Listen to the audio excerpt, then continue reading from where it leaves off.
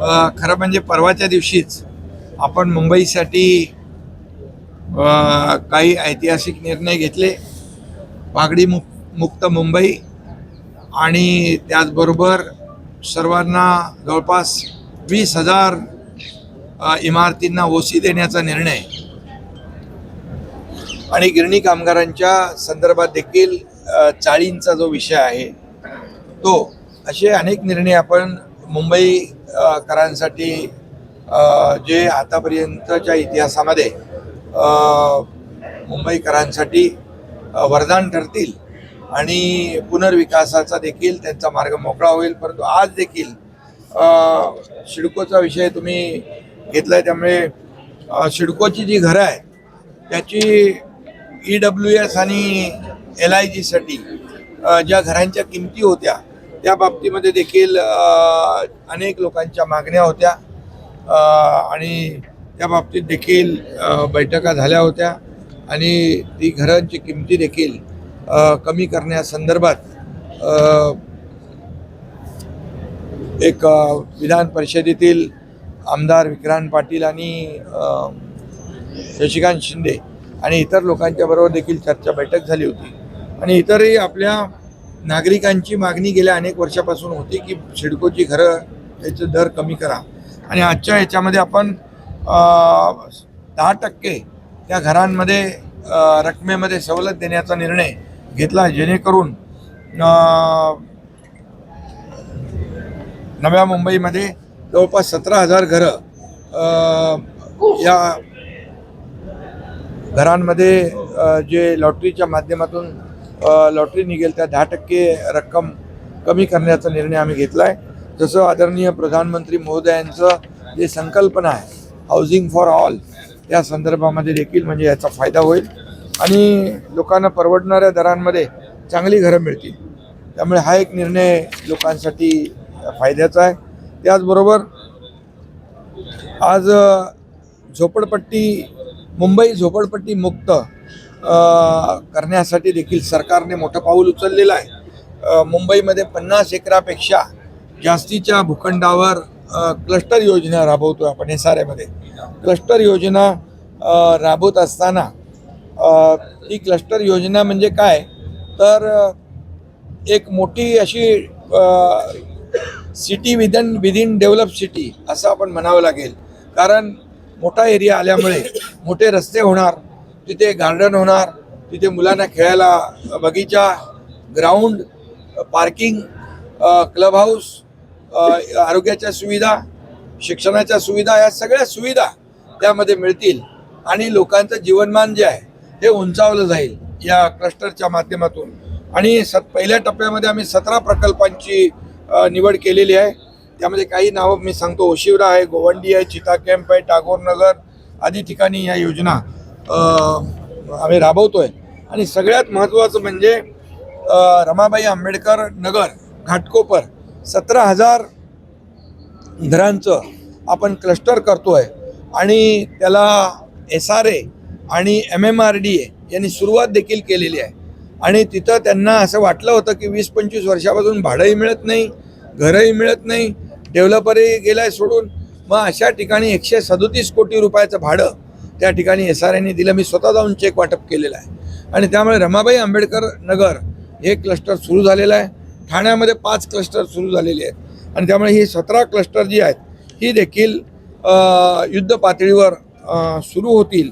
आणि यामध्ये आम्ही ज्या आपल्या शासकीय प्राधिकरणं आहेत जसं MMRDA आहे, सिडको आहे, म्हाडा आहे, त्याचबरोबर MSRDC आहे, MIDC आहे, BMC आहे, इत्यादी ज्या प्राधिकरणं आहेत त्यांना देखील त्याच्यामध्ये JVमध्ये घेतोय, जेणेकरून त्यांना फंड रेज करणं सोपं होईल आणि लोकांचा एक विश्वास देखील या आपल्या शासकीय प्राधिकरणं असल्यामुळे वाढेल. आणि म्हणून मोठ्या प्रमाणावर टप्प्याटप्प्याने आपण या योजना राबवतोय.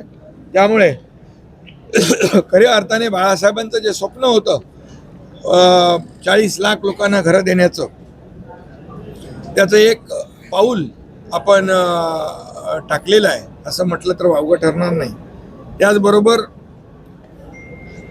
SRA अभय योजनेला 31 डिसेंबर 2026 पर्यंत आपण मुदतवाढ दिलेली आहे.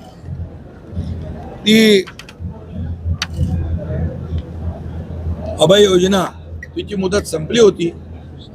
काही SRA योजना ज्या आहेत त्या वंचित झाल्या होत्या त्यापासून नागरिक, त्यामुळे ते देखील SRA अभय योजनेला 31 डिसेंबर 2026 पर्यंत आपण मुदतवाढ देतोय. SRA प्रकल्प आता मोठ्या प्रमाणावर सुरू होतील. त्याच्या तक्रारी त्याच्या 2000च्या वरती काहीतरी केसेस आहेत. त्यामुळे ह्याचा जलद निपटारा करण्यासाठी AGRC जे आहे त्याची देखील संख्या वाढवण्याचा निर्णय घेतला आहे, जेणेकरून जे केसेस सुरू आहेत या केसेस तात्काळ युद्ध पातळीवर सोडवता येतील आणि लोकांना मोठ्या प्रमाणावर दिलासा मिळेल आणि पुनर्विकासाचा मार्ग जो आहे मोकळा होईल. म्हाडाच्या ओसीसाठी देखील अभय योजना जी होती त्याला देखील आपण 31 डिसेंबर 2026 पर्यंत 1 वर्षाची मुदतवाढ दिलेली आहे. यामध्ये देखील म्हाडाचे जे रहिवासी आहेत त्यांना देखील याचा लाभ होईल. त्याचबरोबर मुंबई महापालिकेच्या लीज प्लॉटवर महापालिकेच्या कर्मचाऱ्यांची जी घरं आहेत ती घरं 83 अशा वसाहती आहेत, 83 प्लॉट आहेत आणि त्याकरिता देखील जे काय प्रीमियममध्ये सवलत देणं, इतर जे काही इन्सेंटिव्ह FSI देणं, यासाठी मुंबई महापालिका आयुक्तांना प्रस्ताव तयार करण्याच्या सूचना मी दिलेल्या आहेत, जेणेकरून सफाई कर्मचाऱ्यांच्या वसाहती आहेत, इतर कर्मचाऱ्यांच्या वसाहती आहेत, या सर्व कर्मचाऱ्यांना त्या ठिकाणी पुनर्विकासामुळे न्याय मिळेल आणि चांगली घरं मिळतील. त्याचबरोबर फनेल झोनचा जो रखडलेला प्रश्न होता, आता मुख्यमंत्री महोदयांनी खालच्या सभागृहात देखील त्याच्यावर सुतोवाच केला होता म्हणून निवेदनामध्ये. रखडलेल्या इमारतींचा पुनर्विकास जे फनेल झोन आहे, फनेल झोनमध्ये जी हाईट रेस्ट्रिक्शन आहे त्या हाईट रेस्ट्रिक्शनमुळे त्यांना पूर्ण FSI वापरता येत नाही आणि तो FSI वापरता न आल्यामुळे पुनर्विकासाला खीळ बसलेली आहे. आणि म्हणून या ठिकाणी जसं पुन्हा एकदा मी सांगतो, प्रधानमंत्री महोदयांचं हाऊसिंग फॉर ऑल हे जे काही स्वप्न आहे, संकल्पना आहे, त्याला एक गती देण्यासाठी आम्ही इथं जे पुनर्विकासाच्या योग्य ज्या इमारती आहेत, धोकादायक आहेत, त्यांना वाढीव FSI देतो. EWSला 300 चौरस फूटपर्यंतचा FSI विनामूल्य प्रदान करण्यात येणार आहे.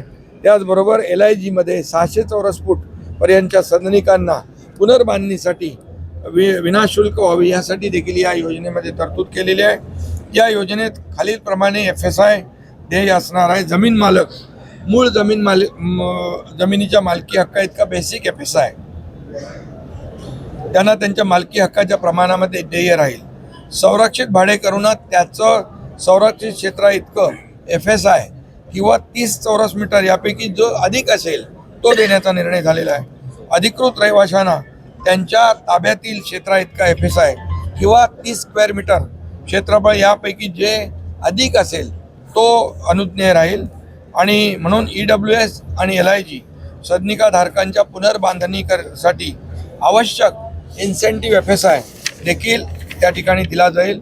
आणि म्हणून या बाबतीत देखील नवीन योजनेमध्ये विनियोजन 33/7 33/9 या नियमाअंतर्गत इन्सेंटिव्ह प्रीमियम अनुषंगिक त्यांना फायदे जे आहेत ते देखील कायम राहतील. आणि त्यामुळे या ठिकाणी फनेलमध्ये जे लागू केलेले नियम आहेत तेच नियम डिफेन्ससाठी देखील डिफेन्सच्या जागेमध्ये असलेली ज्या काही इमारती आहेत, रहिवासी आहेत, त्यांना देखील या फनेल झोनच्या धोरणाचा फायदा होईल आणि त्यांचा देखील पुनर्विकासाचा मार्ग मोकळा होईल, जेणेकरून मुंबईमध्ये आता कुठल्याही इमारतींचा पुनर्विकास थांबणार नाही आणि पुनर्विकासाचे जे अडथळे होते ते आपण दूर केलेले आहेत.